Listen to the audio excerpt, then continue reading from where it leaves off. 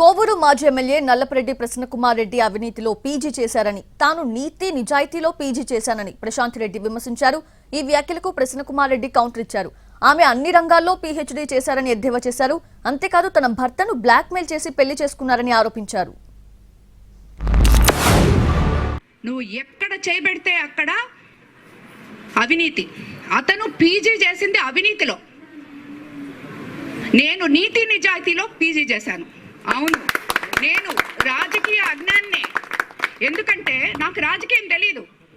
రాజకీయం అంటే 60 అడుగులు గుంతలు తవ్వి గ్రావెల్ ఎత్తేసి దాంట్లో 2 పిల్లలు పడి చనిపోయిన దానికి కారణమైన ఒక ఎమ్మెల్యే అంత జ్ఞానం నాకు లేదు. కాబట్టి నేను రాజకీయ అజ్ఞాన్నే.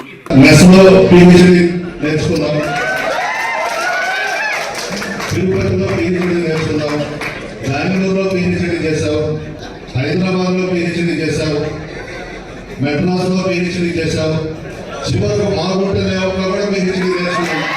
వేమిరెడ్డి ప్రభాకర్ రెడ్డి గారిని బ్లాక్మెయిల్ చేసి బెదిరించి పెళ్లి చేసుకునేది. అతను ఒక పిచ్చోడు. ఎందుకు చేసుకున్నాడో ఎందుకు అర్థం కాదు. అతను అడిగితే ఆ జిల్లాలో